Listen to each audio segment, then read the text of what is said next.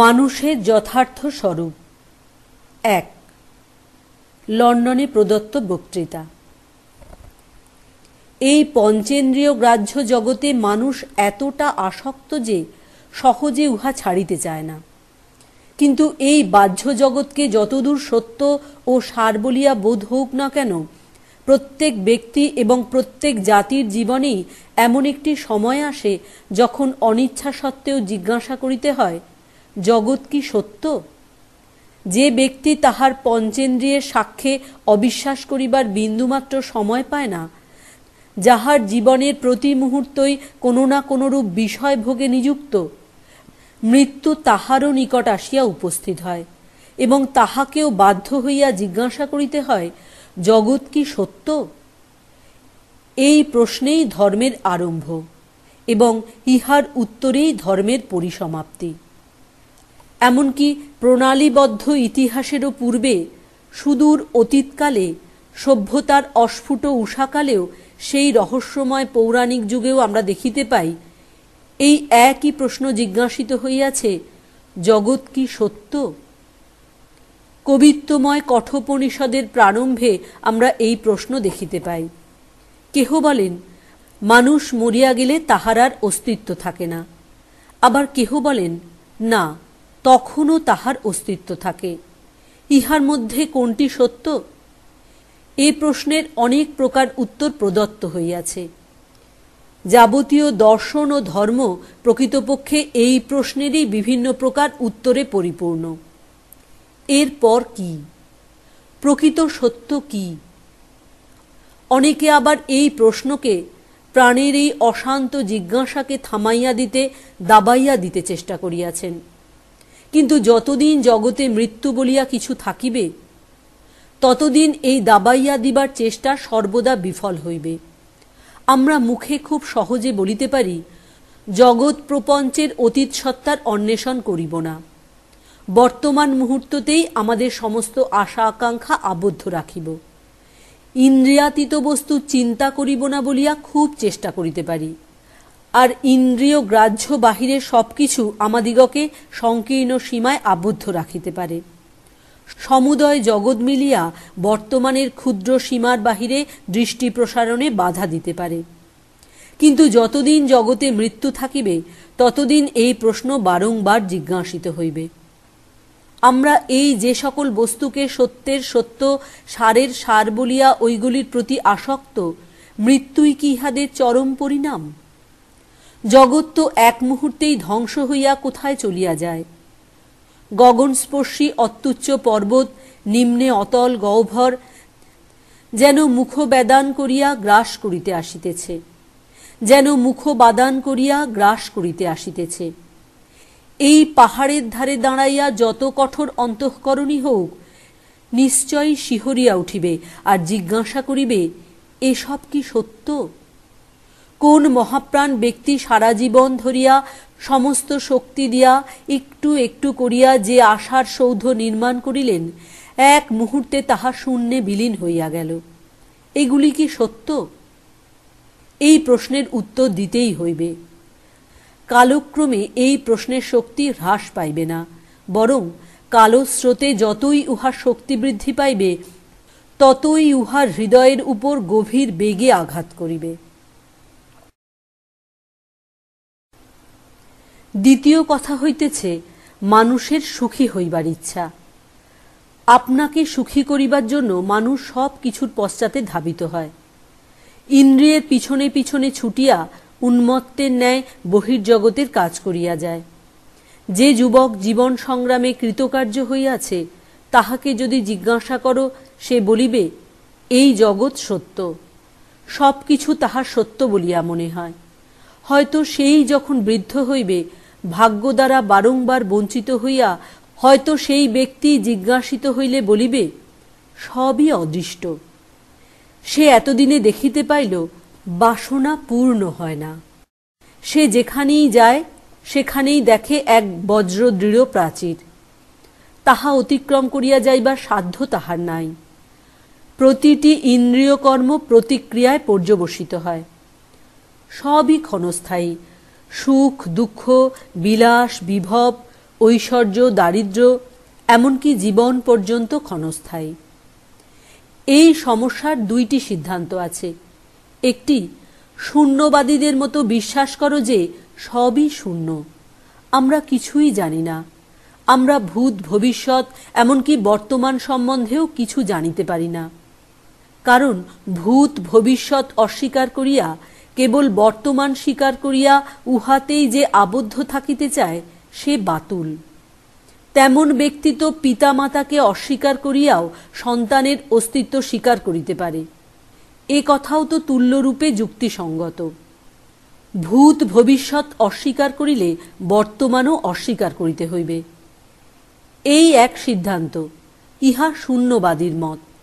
কিন্তু আমি এমন লোক কখনো দেখি নাই যে 1 মিনিটের জন্য শূন্যবাদী হইতে পারে। মুখে বলা তো খুব সহজ।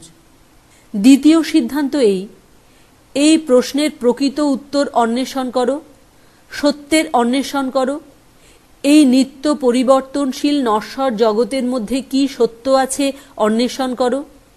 এই দেহ যাহা কতকগুলি জড় পদার্থের অণুর সমষ্টি মাত্র, ইহার মধ্যে কি কিছু সত্য আছে? মানব মনের ইতিহাসে বরাবর এই তত্ত্বের অনুসন্ধান হইয়াছে। আমরা দেখিতে পাই অতি প্রাচীনকালেই মানবের মনে এই তত্ত্বের অস্ফুট আলোক প্রতিভাত হইয়াছে। আমরা দেখিতে পাই তখন হইতেই মানুষ স্থূল দেহের অতীত অন্য একটি দেহের জ্ঞান লাভ করিয়াছে। সেটি অনেকাংশে ওই দেহেরই মতো বটে, কিন্তু স্থূল দেহ অপেক্ষা পূর্ণ ও নিখুঁত। শরীরের ধ্বংস হইলেও উহার ধ্বংস হইবে না। আমরা ঋগ্বেদের সূক্তে মৃত শরীর দহনকারী অগ্নিদেবের উদ্দেশ্যে নিম্নলিখিত স্তব দেখিতে পাই। হে অগ্নি, তুমি ইহাকে তোমার হাতে ধরিয়া মৃদুভাবে লইয়া যাও। ইহার শরীর সর্বাঙ্গ সুন্দর জ্যোতির্ময় করো। ইহাকে সেই স্থানে লইয়া যাও যেখানে পিতৃগণ বাস করেন, যেখানে দুঃখ নাই, যেখানে মৃত্যু নাই। দেখিবে সকল ধর্মেই এই একই প্রকার ভাব বিদ্যমান, এবং তাহার সহিত আমরা আরেকটি তত্ত্বও পাইয়া থাকি। আশ্চর্যের বিষয়, সকল ধর্মই সমস্বরে ঘোষণা করেন মানুষ প্রথমে পবিত্র ও নিষ্পাপ ছিল, এখন তাহার অবনতি হইয়াছে। এ ভাব তাহারা রূপকের ভাষায় কিংবা দর্শনের সুস্পষ্ট ভাষায় অথবা সুন্দর কবিত্বের ভাষায় যেভাবেই প্রকাশ করুক না কেন, তাহারা সকলেই কিন্তু ওই এক তত্ত্ব ঘোষণা করিয়া থাকেন। সকল শাস্ত্র এবং সকল পুরাণ হইতেই এই এক তত্ত্ব পাওয়া যায় যে মানুষ পূর্বে যাহা ছিল এখন তাহা অপেক্ষা অবনত হইয়া পড়িয়াছে। ইহুদিদের শাস্ত্র বাইবেলের পুরাতন ভাগে আদমের পতনের যে গল্প আছে, ইহাই তাহার সারাংশ। হিন্দু শাস্ত্রে এই তত্ত্ব পুনঃ পুনঃ উল্লিখিত হইয়াছে। তাহারা সত্যযুগ বলিয়া যে যুগের বর্ণনা করিয়াছেন, যখন মানুষের ইচ্ছা মৃত্যু ছিল, তখন মানুষ যতদিন ইচ্ছা শরীর রক্ষা করিতে পারিত। তখন লোকের মন শুদ্ধ ও সংযত ছিল। তাহাতেও এই সর্বজনীন সত্যের ইঙ্গিত দেখা যায়। তাহারা বলেন, তখন মৃত্যু ছিল না এবং কোনরূপ অশুভ বা দুঃখ ছিল না। আর বর্তমান যুগ সেই উন্নত অবস্থারই অবনত ভাব। এই বর্ণনার সহিত আমরা সর্বত্রই জলপ্লাবনের বর্ণনা দেখিতে পাই। এই জলপ্লাবনের গল্পেই প্রমাণিত হইতেছে যে সকল ধর্মই বর্তমান যুগকে প্রাচীন যুগের অবনত অবস্থা বলিয়া স্বীকার করিয়াছেন। জগৎ ক্রমশ মন্দ হইতে মন্দতর হইতে লাগিল। অবশেষে জলপ্লাবনে অধিকাংশ লোকই জলমগ্ন হইয়া গেল। আবার উন্নতি আরম্ভ হইল। মানুষ আবার উহা সেই পূর্ব পবিত্র অবস্থা লাভ করিবার জন্য ধীরে ধীরে অগ্রসর হইতেছে। আপনারা সকলেই ওল্ড টেস্টামেন্টের জলপ্লাবনের গল্প জানেন। ওই একই প্রকার গল্প প্রাচীন বাবিল, মিশন, চীন এবং হিন্দু দিগের মধ্যেও প্রচলিত ছিল। হিন্দু শাস্ত্রে জলপ্লাবনের এইরূপ বর্ণনা পাওয়া যায়। মহর্ষি মনু একদিন গঙ্গা তীরে সন্ধ্যা বন্দনা করিতেছিলেন। এমন সময়ে একটি ক্ষুদ্র মৎস্য আসিয়া বলিল, আমাকে আশ্রয় দিন। মনু তৎক্ষণাৎ উহাকে সন্নিহিত একটি জলপাত্রে রাখিয়া জিজ্ঞাসা করিলেন, তুমি কি চাও? মৎস্যটি বলিল, এক বৃহৎ মৎস্য আমাকে অনুসরণ করিতেছে, আপনি আমাকে রক্ষা করুন। মনু উহাকে গৃহে লইয়া গেলেন। প্রাতঃকালে দেখেন মৎস্য ওই পাত্র প্রমাণ হইয়াছে। সে বলিল, আমি এ পাত্রে আর থাকিতে পারি না। মনু তখন তাহাকে এক চৌবাচ্চায় রাখিলেন। পরদিন সে ওই চৌবাচ্চার সমান হইয়া বলিল, আমি এখানেও থাকিতে পারিতেছি না। তখন মনু তাহাকে নদীতে স্থাপন করিলেন। প্রাতে যখন দেখিলেন মৎস্যের কলেবর নদী ভরিয়া ফেলিয়াছে, তখন তিনি উহাকে সমুদ্রে স্থাপন করিলেন। তখন মৎস্য বলিতে লাগিল, মনু, আমি জগতের সৃষ্টিকর্তা, জলপ্লাবন দ্বারা জগৎ ধ্বংস করিব। তোমাকে সাবধান করিবার জন্য আমি এই মৎস্যরূপ ধারণ করিয়া আসিয়াছি। তুমি একখানি সুবৃহৎ নৌকা নির্মাণ করিয়া উহাতে সর্বপ্রকার প্রাণী এক এক জোড়া করিয়া রক্ষা করো এবং স্বয়ং সপরিবারে উহাতে প্রবেশ করো। সকল স্থান জলে প্লাবিত হইলে জলের মধ্যে তুমি আমার শৃঙ্গ দেখিতে পাইবে, তাহাতে তোমার নৌকা বাঁধিবে। পরে জল কমিয়া গেলে নৌকা হইতে নামিয়া আসিয়া প্রজা বৃদ্ধি করিও। এইরূপে ভগবানের কথা অনুসারে জলপ্লাবন হইল এবং মনু নিজ পরিবার এবং সর্বপ্রকার জন্তুর এক এক জোড়া এবং সর্বপ্রকার উদ্ভিদের বীজ জলপ্লাবন হইতে রক্ষা করিলেন এবং প্লাবনের অবসানে তিনি ওই নৌকা হইতে অবতরণ করিয়া জগতে প্রজা উৎপন্ন করিতে লাগিলেন। আর আমরা মনুর বংশধর বলিয়া মানব নামে পরিচিত। এখন দেখো, মানব ভাষা সেই অন্তর্নিহিত সত্য প্রকাশ করিবার চেষ্টা মাত্র। আমার স্থির বিশ্বাস এই সকল গল্প আর কিছু নয়, একটি ছোট বালক অস্পষ্ট অস্ফুট শব্দরাশি যাহার একমাত্র ভাষা। সে যেন সেই ভাষায় গভীরতম দার্শনিক সত্য প্রকাশ করিবার চেষ্টা করিতেছে। শিশুর উহা প্রকাশ করিবার উপযুক্ত ইন্দ্রিয় অথবা অন্য কোনরূপ উপায় নাই। উচ্চতম দার্শনিকের এবং শিশুর ভাষার কোনো প্রকারগত ভেদ নাই, শুধু মাত্রাগত ভেদ আছে। আজকালকার বিশুদ্ধ প্রণালীবদ্ধ গণিতের মতো সঠিক কাটা ছাঁটা ভাষা আর প্রাচীন দিগের অস্ফুট রহস্যময় পৌরাণিক ভাষার মধ্যে প্রভেদ কেবল মাত্রার তারতম্য। এই সকল গল্পের পিছনে একটি মহৎ সত্য আছে, প্রাচীনেরা উহা যেন প্রকাশ করিবার চেষ্টা করিতেছেন। অনেক সময় এই সকল প্রাচীন পৌরাণিক গল্পের ভিতরে মহামূল্য সত্য থাকে, আর দুঃখের সহিত বলিতে হইতেছে আধুনিক দিগের সুন্দর মার্জিত ভাষার ভিতরে অনেক সময় শুধু অসার জিনিস পাওয়া যায়। অতএব পৌরাণিক কাহিনী দ্বারা আবৃত বলিয়া এবং আধুনিক কালের অমুক মহাশয় কি তমুক মহাশয়ের মনে লাগে না বলিয়া প্রাচীন সব জিনিসই একেবারে ফেলিয়া দেওয়ার প্রয়োজন নাই। অমুক ঋষি বা মহাপুরুষ বলিয়াছেন, অতএব ইহা বিশ্বাস করো। এইরূপ বলাতে যদি ধর্মগুলি উপহাসের যোগ্য হয়, তবে আধুনিকগণ অধিকতর উপহাসের পাত্র। এখনকার কালে যদি কেহ মূষা, বুদ্ধ বা ঈশার উক্তি উদ্ধৃত করে, সে হাস্যাস্পদ হয়, কিন্তু হাক্সলি, টিন্ডাল বা ডারউইনের নাম করিলেই লোকে সে কথা একেবারে নির্বিচারে গলাধ্যকরণ করে। হাক্সলি এই কথা বলিয়াছেন, অনেকের পক্ষে এইটুকু বলিলেই যথেষ্ট। আমরা কুসংস্কার হইতে মুক্ত হইয়াছি বটে, আগে ছিল ধর্মের কুসংস্কার, এখন হইয়াছে বিজ্ঞানের কুসংস্কার। আগেকার কুসংস্কারের ভিতর দিয়া জীবনপ্রদ আধ্যাত্মিক ভাব আসিত, আধুনিক কুসংস্কারের ভিতর দিয়া কেবল কাম ও লোভ আসিতেছে। সে কুসংস্কার ছিল ঈশ্বরের উপাসনা লইয়া, আর আধুনিক কুসংস্কার অতি ঘৃণিত ধন, নাম, যশ বা ক্ষমতার উপাসনা। ইহাই প্রভেদ। এখন পূর্বোক্ত পৌরাণিক গল্পগুলি সম্বন্ধে আবার আলোচনা করা যাক। সকল গল্পের ভিতরেই এই একটি প্রধান ভাব দেখিতে পাওয়া যায় যে, মানুষ পূর্বে যাহা ছিল তাহা অপেক্ষা এখন অবনত হইয়া পড়িয়াছে। আধুনিককালের গবেষকগণ বোধহয় যেন এই সিদ্ধান্ত একেবারে অস্বীকার করিয়া থাকেন। ক্রমবিকাশবাদী পণ্ডিতগণ মনে করেন তাঁহারা যেন এই সিদ্ধান্ত একেবারে খণ্ডন করিয়াছেন। তাঁহাদের মতে মানুষ ক্ষুদ্র মাংসল প্রাণীবিশেষের ক্রমবিকাশ মাত্র। অতএব পূর্বোক্ত পৌরাণিক সিদ্ধান্ত সত্য হইতে পারে না। ভারতীয় পুরাণ কিন্তু উভয় মতেরই সমন্বয় করিতে সমর্থ। ভারতীয় পুরাণ মতে সকল উন্নতি তরঙ্গাকারে হইয়া থাকে। প্রত্যেক তরঙ্গই একবার উঠিয়া আবার পড়ে, পড়িয়া আবার উঠে, আবার পড়ে, এইরূপ ক্রমাগত চলিতে থাকে। প্রত্যেক গতিই চক্রাকারে হইয়া থাকে। আধুনিক বিজ্ঞানের দৃষ্টিতে দেখিলেই দেখা যাইবে সহজ সরল ক্রমবিকাশের ফলে মানুষ উৎপন্ন হইতে পারে না। ক্রমবিকাশ বলিলেই তাহার সঙ্গে সঙ্গে ক্রমসংকোচ প্রক্রিয়াকেও ধরিতে হইবে। বিজ্ঞানবিদই বলিবেন, কোনো যন্ত্রে তুমি যে পরিমাণ শক্তি প্রয়োগ করো, উহা হইতে সেই পরিমাণ শক্তিই পাইতে পারো।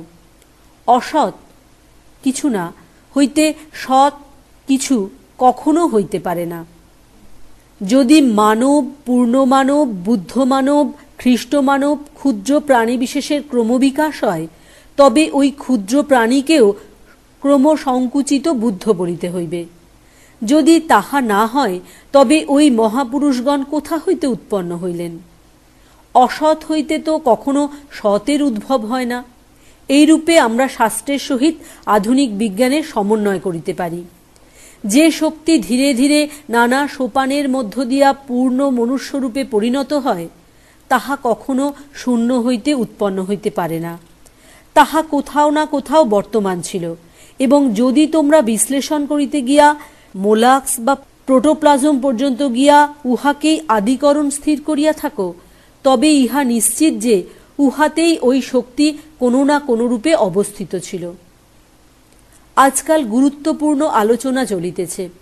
জড় পদার্থের সমষ্টি এই দেহই কি আত্মা, চিন্তা প্রভৃতি বলিয়া কথিত শক্তির বিকাশের কারণ, অথবা চিন্তা শক্তি দেহের কারণ? অবশ্য জগতের সকল ধর্মই বলেন, চিন্তা বলিয়া পরিচিত শক্তি শরীরকে ব্যক্ত করে। ইহার বিপরীত মত তাহারা স্বীকার করেন না। কিন্তু আধুনিক অনেক সম্প্রদায়ের মতে চিন্তা শক্তি কেবল শরীর নামক যন্ত্রের বিভিন্ন অংশগুলির কোনো বিশেষ ধরনের সন্নিবেশে উৎপন্ন। যদি এই দ্বিতীয় মতটি স্বীকার করিয়া লইয়া বলা যায়, এই আত্মা বা মন বা উহাকে যে আখ্যাই দাও না কেন, উহা এই জড় দেহরূপ যন্ত্রেরই ফলস্বরূপ, যে সকল জড় পরমাণু মস্তিষ্ক ও শরীর গঠন করিতেছে, তাহাদেরই রাসায়নিক মিলন বা সাধারণ মিশ্রণে উহা উৎপন্ন, তাহাতে ওই প্রশ্ন অমীমাংসিত থাকিয়া যায়। শরীর গঠন কে করে? কোন শক্তি পদার্থের অণুগুলিকে শরীরাকারে পরিণত করে? কোন শক্তি চারিদিকে জড়রাশি হইতে কিয়দংশ লইয়া তোমার শরীর একরূপে, আমার শরীর আর এক রূপে গঠন করে? এই সকল বিভিন্নতা কিসে হয়? আত্মা নামক শক্তি শরীরস্থ ভৌতিক পরমাণুগুলির বিভিন্ন সন্নিবেশে উৎপন্ন বলিলে গাড়ির পিছনে ঘোড়া জোতার ন্যায় হয়। কিরূপে এই সংযোগ হইল? কোন শক্তি উহা করিল? যদি বলা যায় অন্য কোনো শক্তি এই সংযোগ সাধন করিয়াছে, আর আত্মা যাহা এখন জড়রাশি বিশেষের সহিত সংযুক্ত রূপে দৃষ্টিগোচর হইতেছে, তাহাই আবার ওই জড় পরমাণু সকলের সংযোগের ফলস্বরূপ, তাহা হইলে কোনো উত্তর হইল না। যে মত অন্যান্য মতকে খণ্ডন না করিয়া সমুদয় না হোক অধিকাংশ ঘটনা, অধিকাংশ বিষয় ব্যাখ্যা করিতে পারে, তাহাই গ্রহণযোগ্য। সুতরাং ইহাই বেশি যুক্তিসঙ্গত, যে শক্তি জড়রাশি গ্রহণ করিয়া তাহা হইতে শরীর গঠন করে, আর যে শক্তি শরীরের ভিতরে প্রকাশিত রহিয়াছে, উভয়ে অভেদ। অতএব যে চিন্তা শক্তি আমাদের দেহে প্রকাশিত হইতেছে, উহা কেবল জড় অণুর সংযোগে উৎপন্ন। সুতরাং তাহার দেহ নিরপেক্ষ অস্তিত্ব নাই, এ কথার কোনো অর্থ হয় না। আর শক্তি কখনো জড় হইতে উৎপন্ন হইতে পারে না। পরীক্ষা দ্বারা বরং ইহা প্রদর্শন করা সম্ভব, যাহাকে আমরা জড় বলি তাহার অস্তিত্ব নাই। উহা কেবল শক্তির এক বিশেষ অবস্থা মাত্র। কাঠিন্য প্রভৃতি জড়ের গুণ সকল বিভিন্ন প্রকার গতি ও স্পন্দনের ফল, ইহা প্রমাণ করা যাইতে পারে। জল পরমাণুর ভিতর প্রবল আবর্তগতি উৎপন্ন করিলে উহা কঠিন পদার্থবৎ শক্তি লাভ করিবে। বায়ুরাশি যখন ঘূর্ণাবর্তে পরিণত হয় তখন উহা কঠিন পদার্থের মতো হইয়া যায়, কঠিন পদার্থ ভেদ করিয়া চলিয়া যায়। কেবল গতিশীলতা দ্বারাই উহাতে এই কাঠিন্য ধর্ম উৎপন্ন হইবে। এইভাবে বিচার করিলে ইহা প্রমাণ করা সহজ হইবে যে যাহাকে আমরা পদার্থ বলি তাহার কোনো অস্তিত্ব নাই, কিন্তু বিপরীত মতটি প্রমাণ করা যায় না। শরীরের ভিতর এই যে শক্তির বিকাশ দেখা যাইতেছে, ইহা কি? আমরা সকলেই ইহা সহজে বুঝিতে পারি। ওই শক্তি যাহা হোক, উহা জড় পরমাণুগুলি লইয়া তাহা হইতে আকৃতি বিশেষ মনুষ্য দেহ গঠন করিতেছে। অন্য কেহ আসিয়া তোমার আমার জন্য শরীর গঠন করে না। কখনো দেখি নাই অপরে আমার হইয়া খাইতেছে। আমাকেই ওই খাদ্যের সার শরীরে গ্রহণ করিয়া তাহা হইতে রক্ত, মাংস, অস্থি প্রভৃতি সবকিছুই গঠন করিতে হয়। কি এই রহস্যময় শক্তিটি? ভূত ভবিষ্যৎ সম্বন্ধে কোনরূপ সিদ্ধান্ত মানুষের পক্ষে ভয়াবহ বোধ হয়। অনেকের পক্ষে উহা কেবল আনুমানিক ব্যাপার মাত্র বলিয়া প্রতীত হয়। সুতরাং বর্তমানে কি হয় সেইটি আমরা বুঝিতে চেষ্টা করিব। আমরা এখন বিষয়টি আলোচনা করিব। সে শক্তিটি কি যাহা এতক্ষণে আমার মধ্য দিয়া কার্য করিতেছে? আমরা দেখিয়াছি সকল প্রাচীন শাস্ত্রেই এই শক্তিকে লোকে এই শরীরের মতো শরীর সম্পন্ন একটি জ্যোতির্ময় পদার্থ বলিয়া মনে করিত। তাহারা বিশ্বাস করিত এই শরীর গেলেও উহা থাকিবে। ক্রমশ আমরা দেখিতে পাই ওই শক্তি জ্যোতির্ময় দেহমাত্র বলিয়া তৃপ্তি হইতেছে না।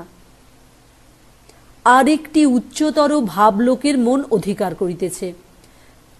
তাহা এই যে ওই জ্যোতির্ময় শরীর শক্তির প্রতিরূপ হইতে পারে না। যাহারই আকৃতি আছে তাহাই কতকগুলি পরমাণুর সংযোগ মাত্র। সুতরাং উহাকে পরিচালিত করিতে অন্য কিছুর প্রয়োজন। যদি এই শরীরের গঠন ও পরিচালন করিতে এই শরীরাতিরিক্ত কিছুর প্রয়োজন হয়, তবে সেই কারণেই জ্যোতির্ময় দেহের গঠন ও পরিচালনে ওই দেহের অতিরিক্ত অন্য কিছুর প্রয়োজন হইবে। এই অন্য কিছুই আত্মা শব্দ দ্বারা অভিহিত হইল। আত্মাই ওই জ্যোতির্ময় দেহের মধ্য দিয়া যেন স্থূল শরীরের উপর কার্য করিতেছেন। ওই জ্যোতির্ময় দেহই মনের আধার বলিয়া বিবেচিত হয়, আর আত্মা উহার অতীত। আত্মা মন নহেন, তিনি মনের উপর কার্য করেন এবং মনের মধ্য দিয়া শরীরের উপর কার্য করেন। তোমার একটি আত্মা আছে, আমার একটি আত্মা আছে, প্রত্যেকেরই পৃথক পৃথক এক একটি আত্মা আছে এবং এক একটি সূক্ষ্ম শরীরও আছে। ওই সূক্ষ্ম শরীরের সাহায্যে আমরা স্থূল দেহের উপর কার্য করিয়া থাকি। এখন এই আত্মা ও উহার স্বরূপ সম্বন্ধে প্রশ্ন উঠিতে লাগিল। শরীর ও মন হইতে পৃথক এই আত্মার স্বরূপ কি? অনেক বাদ প্রতিবাদ হইতে লাগিল, নানাবিধ সিদ্ধান্ত ও অনুমান হইতে লাগিল, নানা প্রকার দার্শনিক অনুসন্ধান চলিতে লাগিল। এই আত্মা সম্বন্ধে তাহারা যে সকল সিদ্ধান্তে উপনীত হইয়াছিলেন সেগুলি আপনাদের নিকট বর্ণনা করিতে চেষ্টা করিব।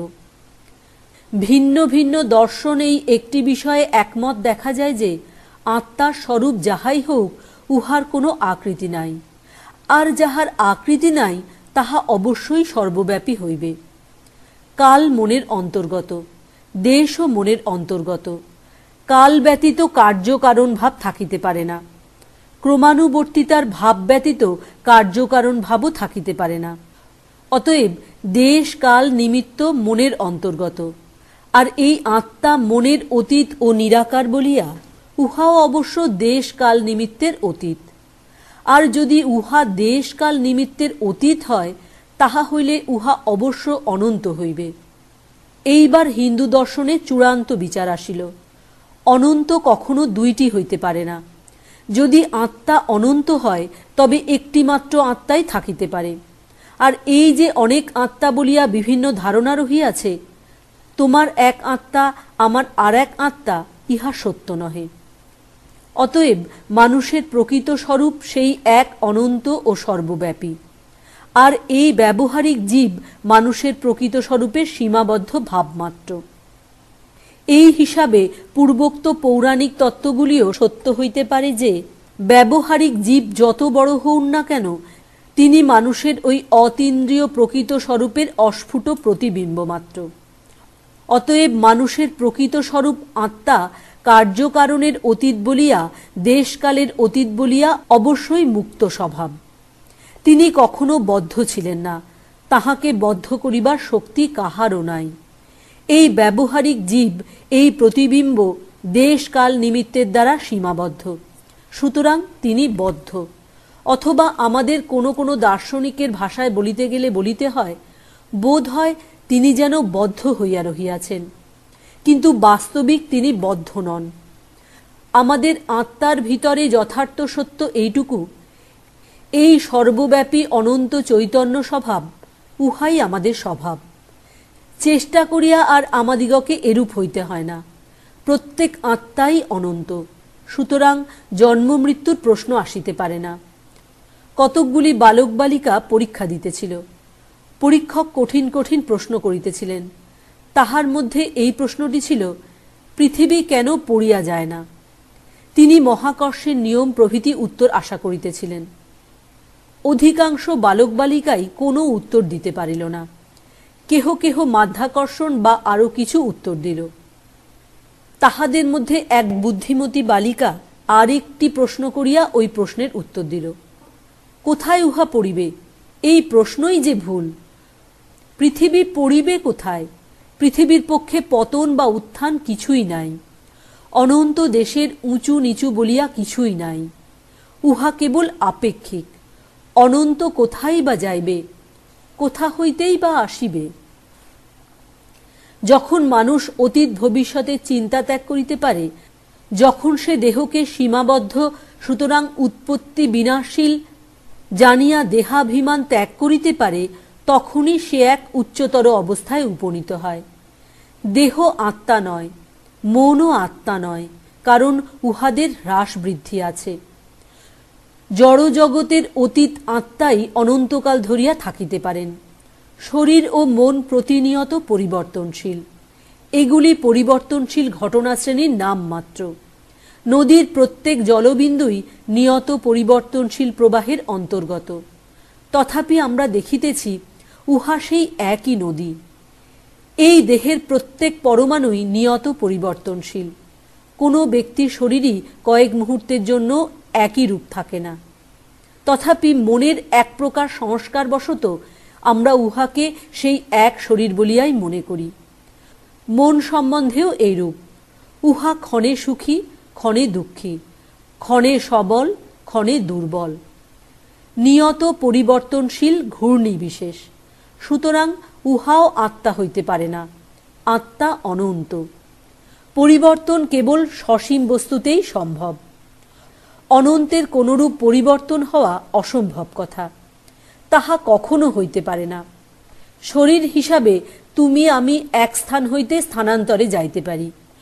জগতের প্রত্যেক অনুপরমাণুই সদা পরিবর্তনশীল, কিন্তু জগৎকে সমষ্টিরূপে ধরিলে উহাতে গতি বা পরিবর্তন অসম্ভব। গতি সর্বত্রই আপেক্ষিক। তুমি বা আমি যখন এক স্থান হইতে অন্য স্থানে যাই, তাহা অপর একটি স্থির বস্তুর সহিত তুলনায় বুঝিতে হইবে। জগতের কোনো পরমাণু অপর একটি পরমাণুর সহিত তুলনায় পরিবর্তিত হইতে পারে, কিন্তু সমুদয় জগৎকে সমষ্টিভাবে ধরিলে কাহার সহিত তুলনায় উহা স্থান পরিবর্তন করিবে? ওই সমষ্টির অতিরিক্ত তো আর কিছু নাই। অতএব এই অনন্ত একমেবাদ্বিতীয়ম, অপরিণামী, অচল ও পূর্ণ, উহাই পারমার্থিক সত্তা, মানুষের যথার্থ স্বরূপ। সুতরাং সর্বব্যাপী অনন্তই সত্য, শান্ত সসীম সত্য নয়। আমরা ক্ষুদ্র সীমাবদ্ধ জীব। এই ধারণাটি যতই আরামপ্রদ হোক না কেন, ইহা পুরাতন ভ্রম মাত্র। যদি লোককে বলা যায় তুমি সর্বব্যাপী অনন্ত পুরুষ, সে ভয় পায়। সকলের ভিতর দিয়া তুমি কাজ করিতেছ, সকলের চরণের দ্বারা তুমি চলিতেছ, সকল মুখের দ্বারা তুমি কথা কহিতেছ, সকল নাসিকা দ্বারাই তুমি শ্বাস প্রশ্বাস কার্য নির্বাহ করিতেছ। লোককে ইহা বলিলে সে ভয় পায়। সে তোমায় পুনঃ পুনঃ জিজ্ঞাসা করিবে, আমার এই আমিত্ব বজায় থাকিবে কিনা। লোকের এই আমিত্ব কোনটি তাহা দেখিতে চাই। ছোট শিশুর গোঁফ নাই, বড় হইলে তাহার গোঁফ দাড়ি হয়। যদি আমিত্ব শরীরগত হয় তবে তো বালকের আমিত্ব নষ্ট হইয়া গেল। যদি আমিত্ব শরীরগত হয় তবে আমার একটি চোখ বা হাত নষ্ট হইলে আমিত্বও নষ্ট হইয়া গেল। মাতালের মদ ছাড়া উচিত নয়, তাহা হইলে তাহার আমিত্ব যাইবে। চোরের সাধু হওয়া উচিত নয়, তাহা হইলে সে তাহার আমিত্ব হারাইবে। অতএব কাহারও এই ভয়ে নিজ অভ্যাস ত্যাগ করা উচিত নয়। অনন্ত ব্যতীত আর আমিত্ব কিছুতেই নাই। এই অনন্তেরই কেবল পরিবর্তন হয় না, আর সবই ক্রমাগত পরিবর্তনশীল। আমিত্ব স্মৃতিতেও নাই। আমিত্ব যদি স্মৃতিতে থাকিত তবে মস্তকে প্রবল আঘাত পাইয়া অতীত স্মৃতি লুপ্ত হইয়া গেলে আমার আমিত্ব নষ্ট হইত, আমি একেবারে লোপ পাইতাম। ছেলেবেলায় 2-3 বছর আমার মনে নাই। যদি স্মৃতির উপর আমার অস্তিত্ব নির্ভর করে তাহা হইলে ওই 2-3 বছর আমার অস্তিত্ব ছিল না বলিতেই হইবে। তাহা হইলে আমার জীবনে যে অংশ আমার মনে নাই সেই সময়ে আমি জীবিত ছিলাম না বলিতে হইবে। ইহা অবশ্য আমিত্ব সম্বন্ধে খুব সংকীর্ণ ধারণা।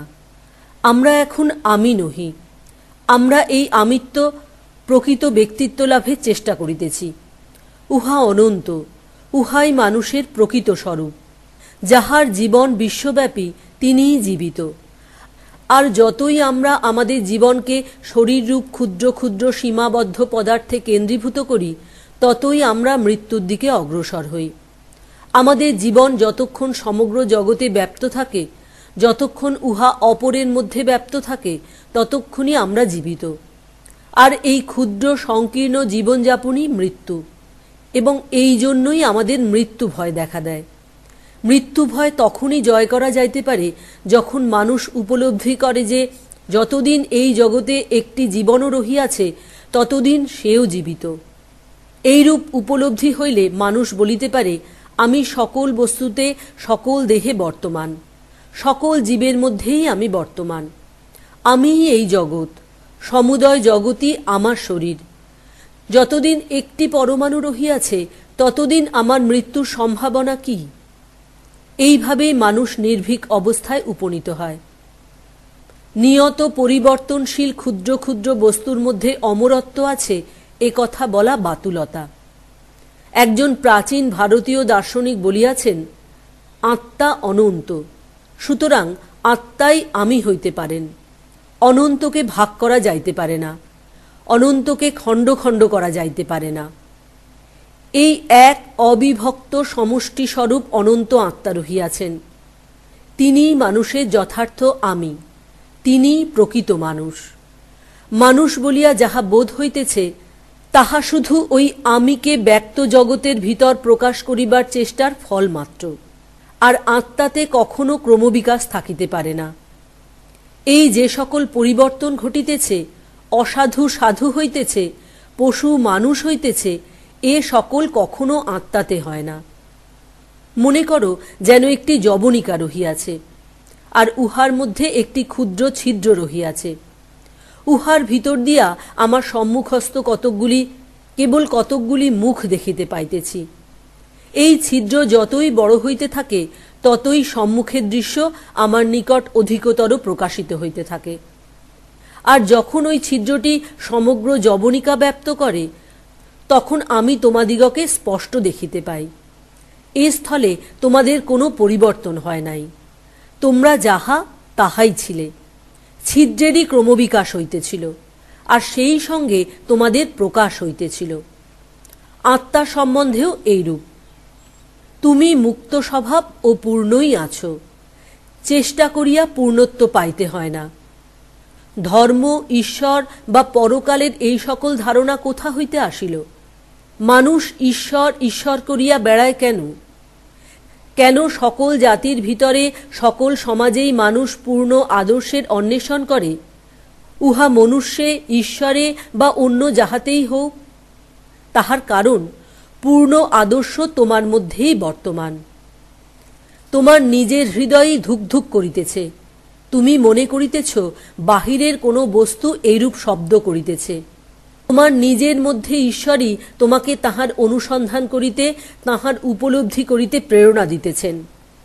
এখানে সেখানে, মন্দিরে, গির্জায়, স্বর্গে, মর্তে, নানা স্থানে এবং নানা উপায়ে অন্বেষণ করিবার পর অবশেষে আমরা যেখান হইতে আরম্ভ করিয়াছিলাম, অর্থাৎ আমাদের আত্মাতেই বৃত্তপথে ঘুরিয়া আসি এবং দেখিতে পাই, যাহার জন্য আমরা সমুদয় জগতে অন্বেষণ করিতেছিলাম, যাহার জন্য আমরা মন্দির, গির্জা প্রভৃতিতে কাতর হইয়া প্রার্থনা এবং অশ্রু বিসর্জন করিতেছিলাম, যাহাকে আমরা সুদূর আকাশে মেঘরাশি দ্বারা আবৃত অব্যক্ত রহস্যময় বলিয়া মনে করিতেছিলাম, তিনি আমাদের নিকট হইতেও নিকটতর, প্রাণের প্রাণ। তিনিই আমার দেহ, তিনিই আমার আত্মা। তুমিই আমি, আমিই তুমি। ইহাই তোমার স্বরূপ, ইহাকে প্রকাশ করো। তোমাকে পবিত্র হইতে হইবে না, তুমি পবিত্র স্বরূপই আছো।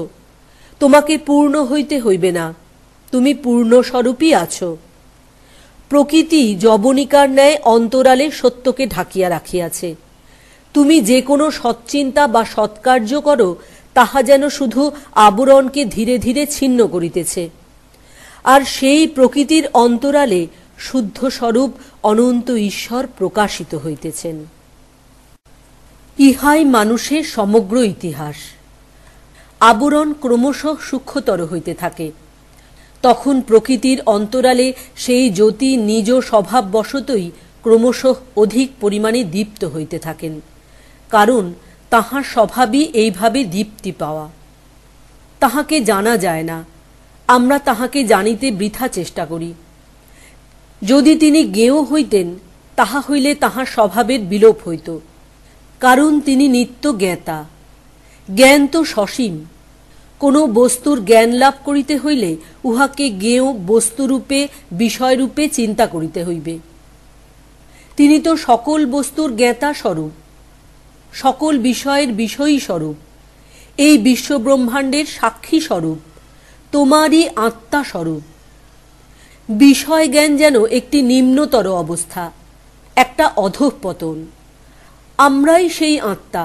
আত্মাকে আবার জানিব কি রূপে?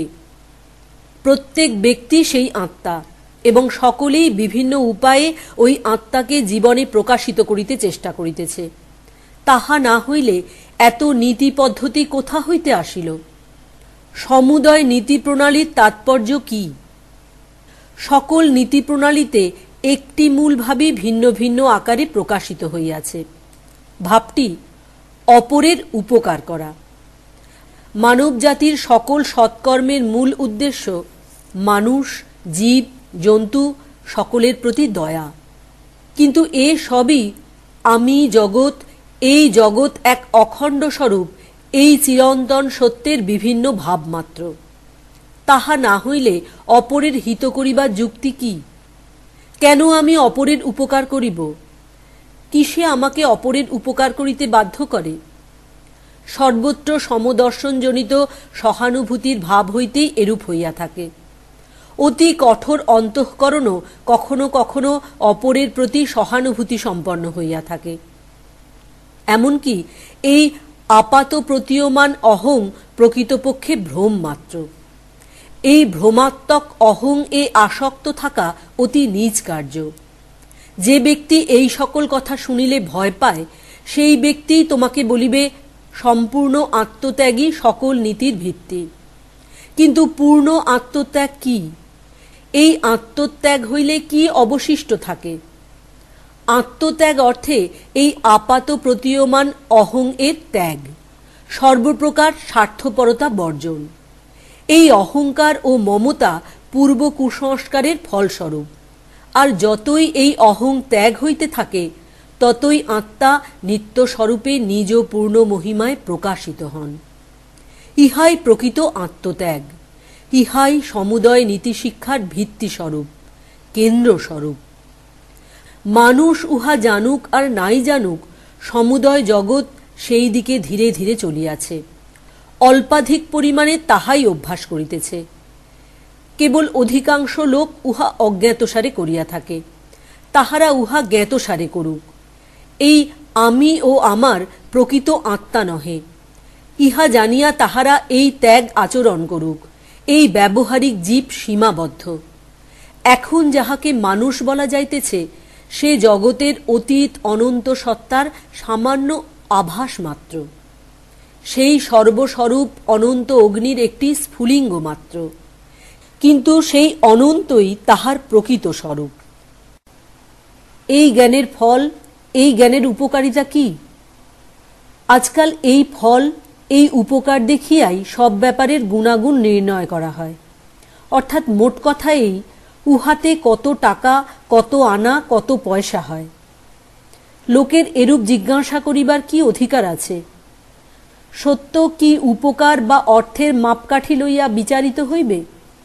মনে করো উহাতে কোনো উপকার নাই, উহা কি কম সত্য হইয়া যাইবে? উপকার বা প্রয়োজন সত্যের নির্ণায়ক হইতে পারে না। যাহা হোক, এই জ্ঞানে মহৎ উপকার এবং প্রয়োজন আছে। আমরা দেখিতেছি সকলেই সুখের অন্বেষণ করে, কিন্তু অধিকাংশ লোক নশ্বর মিথ্যা বস্তুতেই উহা অন্বেষণ করিয়া থাকে। ইন্দ্রিয়ে কেহ কখনো সুখ পায় নাই। সুখ কেবল আত্মাতেই পাওয়া যায়। অতএব এই আত্মাতে সুখ লাভ করাই মানুষের সর্বাপেক্ষা প্রয়োজন। আর এক কথা, অবিদ্যাই সকল দুঃখের প্রসূতি এবং মূল অজ্ঞান এই যে আমরা মনে করি সেই অনন্ত স্বরূপ যিনি, তিনি আপনাকে শান্ত মনে করিয়া কাঁদিতেছেন। সমস্ত অজ্ঞানের মূল ভিত্তি এই যে অবিনাশী নিত্য শুদ্ধ পূর্ণ আত্মা হইয়াও আমরা ভাবি আমরা ক্ষুদ্র ক্ষুদ্র মন, ক্ষুদ্র ক্ষুদ্র দেহ মাত্র। ইহাই সমুদয় স্বার্থপরতার মূল। যখনই আমি নিজেকে একটি ক্ষুদ্র দেহ বলিয়া মনে করি, তখনই জগতের অন্যান্য শরীরের সুখ দুঃখের দিকে না চাহিয়া আমি দেহটিকে রক্ষা করিতে এবং উহার সৌন্দর্য সম্পাদন করিতে ইচ্ছা করি। তখন তুমি ও আমি ভিন্ন হইয়া যাই। যখনই এই ভেদজ্ঞান দেখা দেয়, তখনই উহা সর্বপ্রকার অমঙ্গলের দ্বার খুলিয়া দেয় এবং সর্বপ্রকার দুঃখ সৃষ্টি করে। সুতরাং পূর্বোক্ত জ্ঞান লাভে এই উপকার হইবে যে, যদি আজ মনুষ্যজাতির খুব সামান্য অংশ স্বার্থপরতা, সংকীর্ণতা, ক্ষুদ্রত্ব ত্যাগ করিতে পারে, তবে কালই এই জগৎ স্বর্গে পরিণত হইবে। নানাবিধ যন্ত্রপাতি এবং বাহ্য জগৎ সম্বন্ধীয় জ্ঞানের উন্নতিতে তাহা কখনো হইবে না। যেমন অগ্নিতে ঘৃত নিক্ষেপ করিলে অগ্নিশিখা আরও বর্ধিত হয়, তেমনি এগুলি দুঃখই বৃদ্ধি করে। আত্মজ্ঞান ব্যতীত যাবতীয় জড়ের জ্ঞান অগ্নিতে ঘৃতাহুতি মাত্র। জড়বিজ্ঞান স্বার্থপর লোকের হাতে পরশ্য কাড়িয়া লইবার এবং পরার্থে জীবন উৎসর্গ না করিয়া অপরকে শোষণ করিবার আরেকটি যন্ত্র তুলিয়া দেয় মাত্র। আর এক প্রশ্ন, এই ভাব কি কার্যে পরিণত করা সম্ভব? বর্তমান সমাজে ইহা কি কার্যে পরিণত করা যাইতে পারে? তাহার উত্তর এই, সত্য প্রাচীন বা আধুনিক কোনো সমাজকে সম্মান করে না। সমাজকেই সত্যের প্রতি সম্মান প্রদর্শন করিতে হইবে, নতুবা সমাজ ধ্বংস হোক। সত্যের উপরই সকল সমাজ গঠিত হইবে। সত্য কখনো সমাজের সহিত আপোষ করিবে না। নিঃস্বার্থতার ন্যায় একটি মহৎ সত্য যদি সমাজে কার্যে পরিণত না করা যায়, তবে বরং সমাজ ত্যাগ করিয়া বনে গিয়া বাস করো। তাহা হইলেই বুঝিব তুমি সাহসী। সাহস দুই প্রকারের। এক প্রকারের সাহস কামানের মুখে যাওয়া, আর এক প্রকার আধ্যাত্মিক দৃঢ় প্রত্যয়ের সাহস। একজন দিগ্বিজয়ী সম্রাট একবার ভারতবর্ষ আক্রমণ করেন। তাহার গুরু তাহাকে ভারতীয় সাধুদের সহিত সাক্ষাৎ করিতে বলিয়া দিয়াছিলেন। অনেক অনুসন্ধানের পর তিনি দেখিলেন এক বৃদ্ধ সাধু এক প্রস্তরখণ্ডের উপর উপবিষ্ট। সম্রাট তাহার সহিত কিছুক্ষণ কথাবার্তা বলিয়া বড়ই সন্তুষ্ট হইলেন। সুতরাং তিনি ওই সাধুকে সঙ্গে করিয়া নিজ দেশে লইয়া যাইতে চাহিলেন। সাধু তাহাকে অস্বীকৃত হইলেন, বলিলেন, আমি এই বনে বেশ আনন্দে আছি। সম্রাট বলিলেন, আমি সমুদয় পৃথিবীর সম্রাট। আমি আপনাকে ধন ঐশ্বর্য ও পদমর্যাদা প্রদান করিব। সাধু বলিলেন, ঐশ্বর্য পদমর্যাদা প্রভৃতি কিছুতেই আমার আকাঙ্ক্ষা নাই। তখন সম্রাট বলিলেন, আপনি যদি আমার সহিত না যান তবে আমি আপনাকে মারিয়া ফেলিব। সাধু তখন উচ্চ হাস্য করিয়া বলিলেন, মহারাজ, তুমি যত কথা বলিলে তন্মধ্যে ইহাই দেখিতেছি মহামূর্খের মতো কথা। তুমি আমাকে সংহার করিতে পারো না। সূর্য আমায় শুষ্ক করিতে পারে না, অগ্নি আমায় পোড়াইতে পারে না, কোনো যন্ত্র আমাকে সংহার করিতে পারে না, কারণ আমি জন্মরহিত, অবিনাশী, নিত্য বিদ্যমান, সর্বব্যাপী, সর্বশক্তিমান আত্মা। ইহা আর এক প্রকারের সাহসিকতা। 1857 খ্রিস্টাব্দে সিপাহী বিদ্রোহের সময় একটি মুসলমান সৈনিক একজন মহাত্মা সন্ন্যাসীকে প্রচণ্ডভাবে অস্ত্রাঘাত করে। হিন্দু বিদ্রোহীগণ ওই মুসলমানকে সন্ন্যাসীর নিকট ধরিয়া আনিয়া বলিল, বলেন তো ইহাকে হত্যা করি। কিন্তু সন্ন্যাসী তাহার দিকে ফিরিয়া, ভাই, তুমি সেই, তুমি সেই বলিতে বলিতে দেহত্যাগ করিলেন। এও এক প্রকার সাহসিকতা।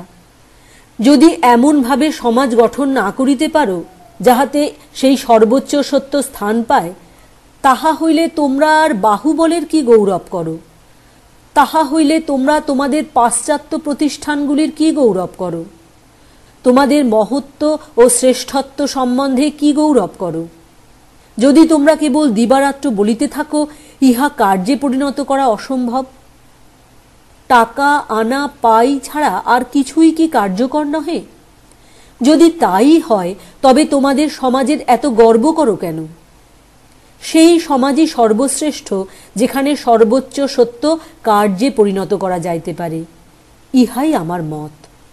আর যদি সমাজ উচ্চতম সত্যের উপযুক্ত না হয় তবে উহাকে উপযুক্ত করিয়া লও।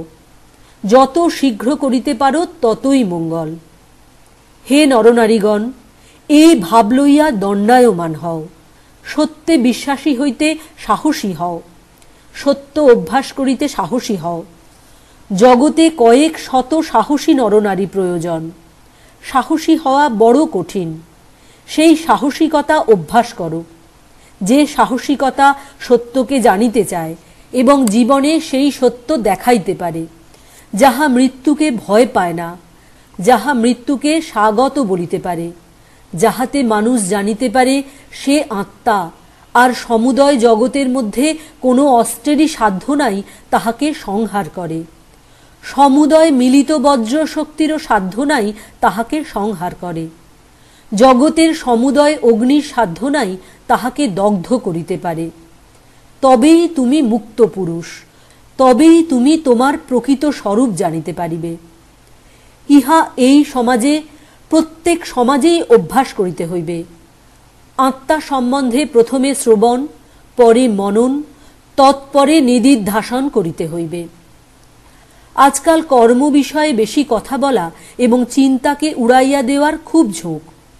কর্ম খুব ভালো বটে, কিন্তু তাহাও চিন্তা হইতে প্রসূত। শরীরের ভিতর দিয়া ব্যক্ত শক্তির ক্ষুদ্র প্রকাশকেই কর্ম বলে।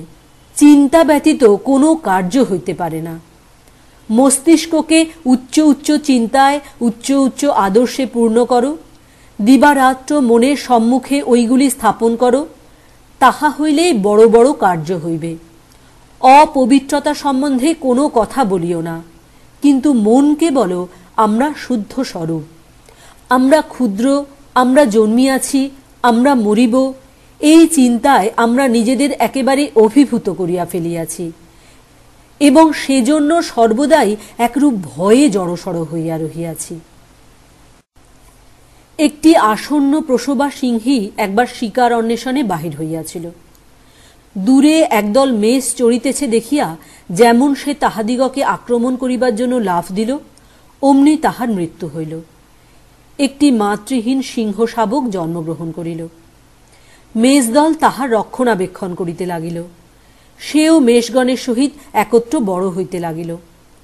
মেষগণের ন্যায় ঘাস খাইয়া প্রাণ ধারণ করিতে লাগিল। মেষের ন্যায় চিৎকার করিতে লাগিল। যদিও সে রীতিমতো একটি সিংহ হইয়া দাঁড়াইল, তথাপি সে নিজেকে মেষ বলিয়া ভাবিতে লাগিল। এইরূপে দিন যায়। এমন সময় আরেকটি প্রকাণ্ডকায় সিংহ শিকার অন্বেষণে সেখানে উপস্থিত হইল। কিন্তু সে দেখিয়াই আশ্চর্য হইল যে ওই মেষ দলের মধ্যে একটি সিংহ রহিয়াছে, আর সে মেষধর্মী হইয়া বিপদের সম্ভাবনা মাত্রই পলাইয়া যাইতেছে। সিংহ উহার নিকট গিয়া বুঝাইয়া দিবার চেষ্টা করিল যে সে সিংহ, মেষ নহে। কিন্তু যেমনি সে অগ্রসর হয় অমনি মেষপাল পলাইয়া যায়। তাহাদের সঙ্গে মেষ সিংহটিও পলায়। যাহা হোক, ওই সিংহ মেষ সিংহটিকে তাহা যথার্থ স্বরূপ বুঝাইয়া দিবার সংকল্প ত্যাগ করিল না। সে ওই মেষ সিংহটি কোথায় থাকে, কি করে লক্ষ্য করিতে লাগিল। একদিন দেখিল সে এক জায়গায় পড়িয়া ঘুমাইতেছে। দেখিয়াই সে তাহার উপর লাফাইয়া পড়িয়া বলিল, ওহে, তুমি মেষপালের সঙ্গে থাকিয়া আপন স্বভাব ভুলিলে কেন? তুমি তো মেষ নও, তুমি যে সিংহ। মেষ সিংহটি বলিয়া উঠিল, কি বলিতেছ? আমি যে মেষ, সিংহ হইব কি রূপে? সে কোনো মতে বিশ্বাস করিবে না যে সে সিংহ, বরং সে মেষের মতো চিৎকার করিতে লাগিল।